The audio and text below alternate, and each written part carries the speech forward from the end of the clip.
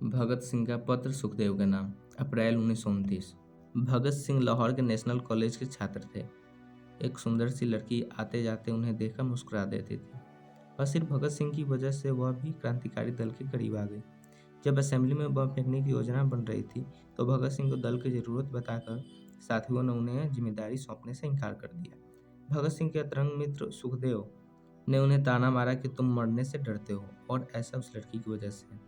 इस आरोप से भगत सिंह का हृदय रो उठा और उन्होंने दोबारा दल की मीटिंग बुलाई और असेंबली में बम फेंकने का जिम्मा जोर देकर अपने नाम करवाया।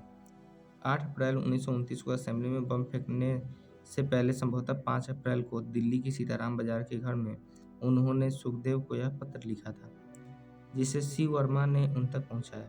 यह 13 अप्रैल को सुखदेव की गिरफ्तारी के वक्त उनके पास से बरामद किया गया और लाहौर से डेथ केस में सबूत के तौर पर पेश किया गया।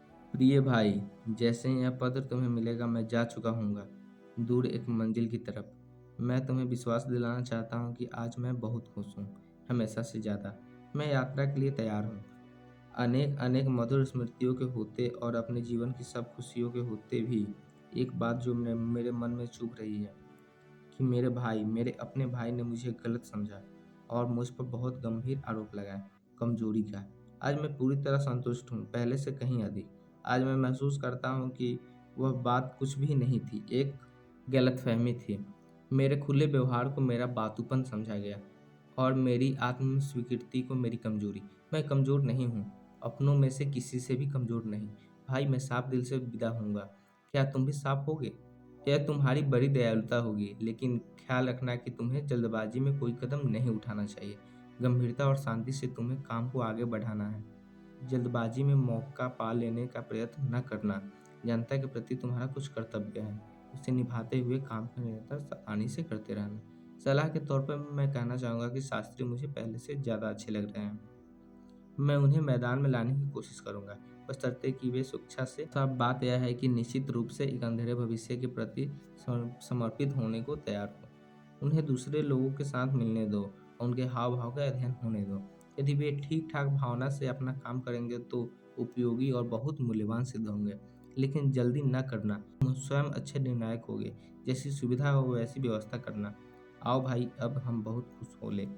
खुशी का वातावरण में मैं कह सकता हूँ कि जिस प्रश्न पर हमारी बहस है उसमें अपना पक्ष लिए बिना नहीं रह सकता। मैं पूरे जोर से कहता हूँ कि मैं आशाओं और आकांक्षाओं से भरपूर हूँ और जीवन की आनंदमय रंगीनियों से उत्प्रोत हूँ।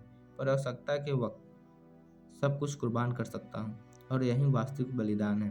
ये चीज़ें कभी मनुष्य के रास्ते में रुकावट नहीं बन सकती, बशर्ते कि वह मनुष्य हो। निकट भविष्य में ही तुम्हें प्रत्यक्ष प्रमाण मिल जाएगा।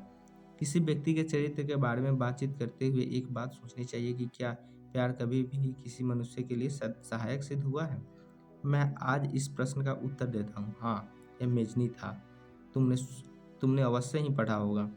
अपनी पहली विद्रोही जो सफलता, मन को कुचल डालने वाली हार, मरे हुए साथियों की याद वह बर्दाश्त नहीं कर सकता था। वह पागल हो जाता या आत्महत्या कर लेता, लेकिन अपनी प्रेमिका के एक ही पत्र से वह यही नहीं कि एक से मजबूत हो गया, बल्कि सबसे अधिक मजबूत हो गया। जहाँ तक प्यार के नैतिक स्तर का संबंध है, मैं यह कह सकता हूँ कि यह अपने में कुछ नहीं है सिवाय एक आवेग के। लेकिन यह पाशविक वृत्ति नहीं है, एक मानवीय अत्यंत मधुर भावना है। प्यार अपने आप में कभी पाशविक वृत्ति नहीं हो सकती। प्यार तो हमेशा मनुष्य के चरित्र को ऊपर उठाता है। सच्चा प्यार कभी भी गढ़ा नहीं जा सकता, वह अपने ही मार्ग से आता है, लेकिन कोई नहीं कह सकता कि कब। हाँ, मैं यह कह सकता हूँ कि एक युवक और एक युवती आपस में प्यार कर सकते हैं और वे अपने प्यार के सहारे अपने आवेगों के ऊपर उठ सकते हैं, अपनी पवित्रता बनाए रख सकते हैं। मैं यहाँ एक बात साफ कर देना चाहता हूँ कि जब मैंने कहा था कि प्यार इंसानी कमजोरी है, तो यह एक साधारण आदमी के लिए नहीं था, जिस स्तर पर कि एक आम आदमी होते हैं।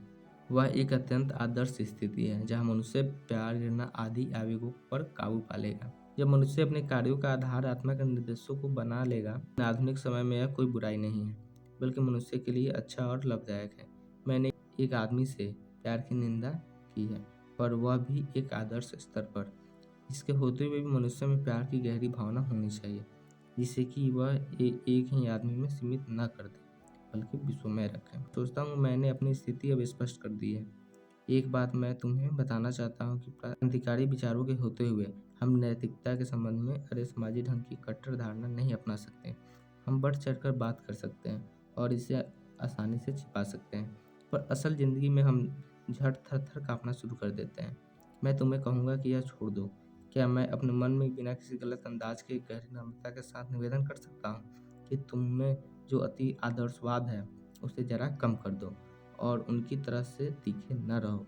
जो पीछे रहेंगे और मेरी जैसी बीमारियों के शिकार होंगे, उनकी भर्त्सना कर उनके दुखों तकलीफ़ों को न बढ़ाना। उन्हें तुम्हारी सहानुभूति की आवश्यकता है। क्या मैं आशा कर सकता हूँ कि किसी खास व्यक्ति से द्वेष रखे बिना तुम उनके साथ हमदर्दी करोगे, जिन्हें इसकी सबसे अधिक ज़रूरत है? लेकिन तुम तब तक इन बातों को नहीं समझ सकते जब तक तुम स्वयं उस चीज़ का शिकार न बनो। मैं यह सब क्यों लिख रहा हूँ? मैं बिल्कुल स्पष्ट होना चाहता था। मैंने अपना दिल साफ कर दिया है। तुम्हारी हर सफलता और प्रसन्न जीवन की कामना सहित। तुम्हारा भाई भगत सिंह।